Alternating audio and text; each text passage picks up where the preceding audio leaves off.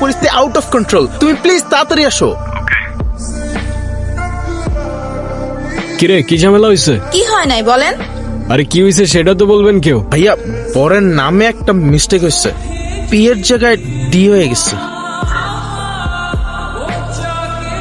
এই তোর বড় ঝামেলা? হ্যাঁ, এতটুকু প্রবলেম সলভ করতে পারোস না, আবার তুই ইভেন্ট ম্যানেজার হবি। আমি তোরে কতবার বলছিলাম আমার পার্সোনাল প্রবলেম আছে, আমি এই ইভেন্টে আসতে পারবো না। হ্যাঁ, তাও আমার কেন আসতে হইলো, তাও আবার এই সিলি ম্যাটারে? হ্যাঁ সরি। ওয়াও ভাইয়া, আপনি তো অনেক সুন্দর ছবি তোলেন।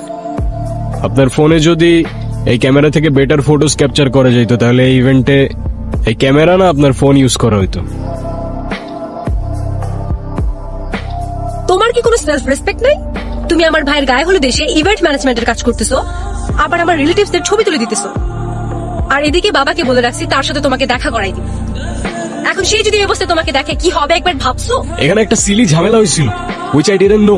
আমার কিছু করার ছিল না, বান্টি আমাকে বারবার কল দিয়ে জ্বালায় মারতেছিল। ইভেন আমি ওকে বলেও রাখছিলাম যেন আমাকে কল না করে, আমার যেন এখানে আসতে না হয়। বাট টিমটা তো আমার, কোনো প্রবলেম হইলে আমাকেই তো দেখতে হবে, রাইট?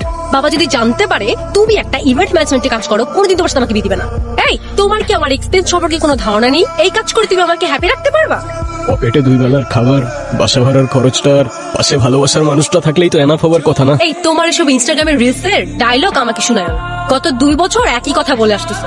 বাবা অলরেডি আমার জন্য একটা ছেলে ঠিক করে রাখছে। এই তুই এখানে কি করছিস? কত কাজ পড়ে আছে ওখানে। উফ, কেন যে আমি তোমার ভালোবাসতে গেছিলাম? বাবার পছন্দ করা ছেলের বিয়ে করলেই ভালো হইতো।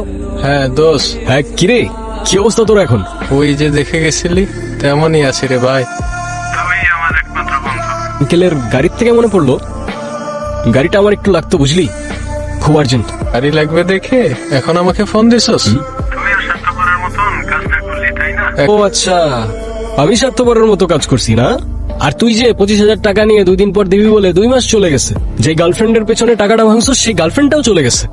হ্যাঁ, আমি কিছু বলছি? কত গ্রামের বাড়ি গেছে, তুই কালকে না হলে পরশু দিন ফেরত দিয়ে দিস। হ্যালো, আসসালামু আলাইকুম। আমি রায়ান, ছায়া পাঠাইছিল আমাকে। তুমি রায়ান? মায়া? কোথায় যাচ্ছি আমরা? তাদের বাসায়, সেখানে মেবি তোমাদের বাবা মাও আছেন। আর তো নেই।